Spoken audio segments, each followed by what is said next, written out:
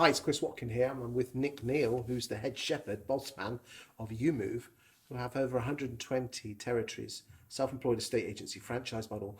Welcome and thank you for joining me today, Nick.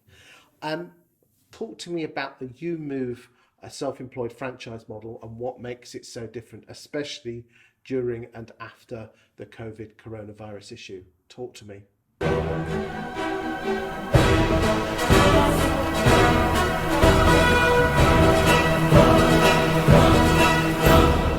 Okay, well, it's a very good question and pretty broad question, so we could be here for some time answering all of that. But I think if we bring it back to what is happening right now and what has happened in recent months, you can start to really draw out some key benefits of being self-employed.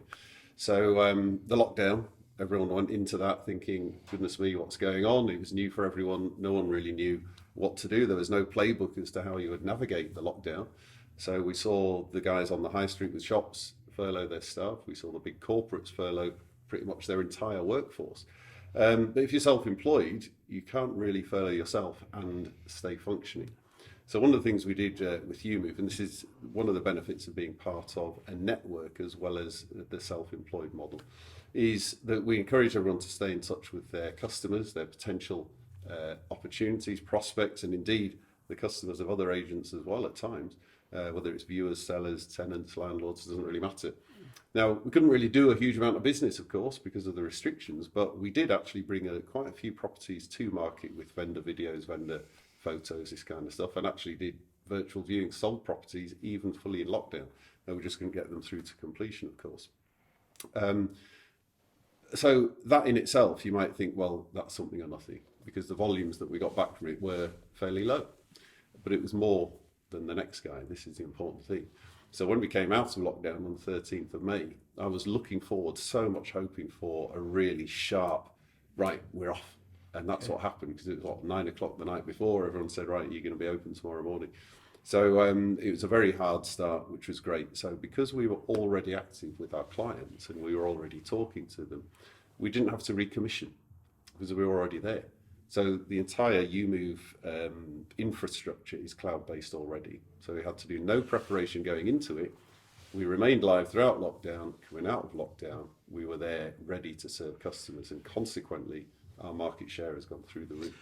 I mean, there's a lot of people out there who are worried about their jobs, working for the corporates, working for the independents. EweMove was set up, was it 14, 15, somewhat 2014? End of 2013, yeah. Okay. It's interesting that people don't see you as a self-employed model. I think they group you in with the Martin & Co's and the Belvoirs. Yeah, well, essentially the contractual structure between ourselves and Martin & Co is no different. It's a franchise business. So whether it's, Hunters, Belvoir, Newton Fowler, it doesn't really matter. These are franchised organizations. So as an individual, you are essentially starting your own business. So it could be Chris Watkin, you want to be an estate agent. Okay. You can either go and do it yourself and develop your own brand, your own infrastructure, your own marketing, your own website. Huge amount of work, which doesn't necessarily play to your core strengths of being a great estate agent. Okay. Or you can plug into a system and a model that's already there, it's proven. So you buy a franchise business and you still do what you do best, which is operate as an estate agent, but you don't have to worry about all of the other stuff that is running and managing so a business. What exactly do franchisees get for their money? So they get a CRM system, they get a system on a playbook on how to be an estate agent. What about your EweMove costs and other things? Yeah, so essentially it differs with everybody, so I can only speak for EweMove, of course, but we charge a standard license fee of £1,000 a month, and that gives our agents access to EweMove, Zoopla, property management software, website, Moneypenny, 24/7 call centre support. We use Yomdale for web chat and a whole host of other stuff, and critically, that playbook of marketing know-how and sales know-how to go out and find and win new business. Do you take a percentage of the fee on sale? No. So the commission that a franchisee charges their customers, and we're pushing for premium pricing, so we're typically 1.5% on sale, but we don't charge any fees up front. So it's entirely free for a customer to list their property for sale. They only pay on completion. Franchisee will charge 1.5%, for example, and we charge a completion fee of £250. That's it.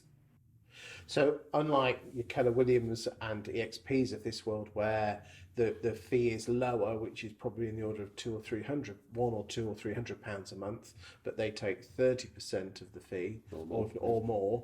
You charge £1,000 a month, no matter how many properties the property sells, on completion you take £250. So there is an incentive. I was worried that there was no incentive for you to help your franchisees. Well, that's an excellent question. And in fact, if you think about it, and you've probably alluded to the answer, so that £1,000 a month, we make no money on, let's face it, because we're having to buy EweMove and Zoopla and everything else. So essentially, we really lose money on that £1,000 a month.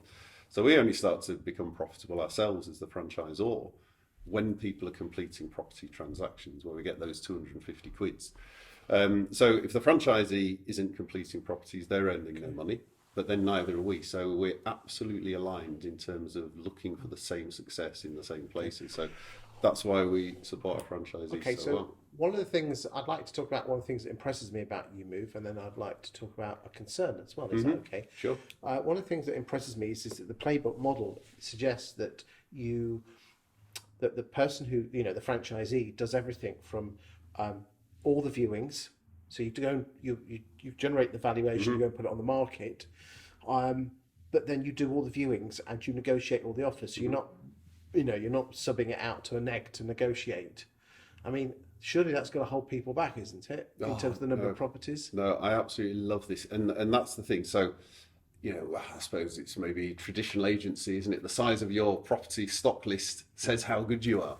But actually, I absolutely disagree with that. So the size of your stock list probably says how good you are at acquiring properties for sale, but it doesn't say how good you are at selling them. So I'd much rather have a stock list of 10 and turn it over rapidly than a stock list of 100 and not turn it over at all. So, I've been a franchisee myself, so I can speak from absolute experience.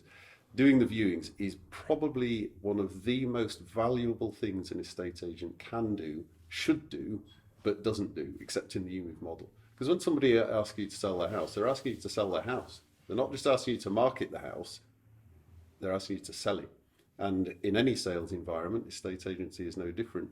The sale is most likely to happen when the customer is there interacting with the good or product or service that they want to buy. So being there at the viewing enables you to negotiate offers in the house. And also, critically, the other thing is we get loads and loads of our stock listings from those viewers because their experience is totally different to what they have with other Well, it's agents. interesting because my neighbour across the road put their house on the market with EweMove, even though the property they wanted to buy was on the market with another agent. And I must admit, I was quite perplexed. I'm not joking you, this wasn't set up at all, but this morning when we brought the dog back from the walk, there was my next door neighbour across the road. Yeah. And I said, why did you choose them? She said, well, the lady was more expensive, but she produced this report, which was absolutely amazing. And she held her hand and she said, we had multiple offers. And to be honest with you, I don't even know who's buying my house. And quite frankly, I don't care. Everything is being left in the lady's hands. And it's just wonderful. And I think we're getting away from the personal thing of estate agency. Maybe we could probably talk about that in the next video. Is that okay? Yeah, of course, go. Thanks very much. You're welcome.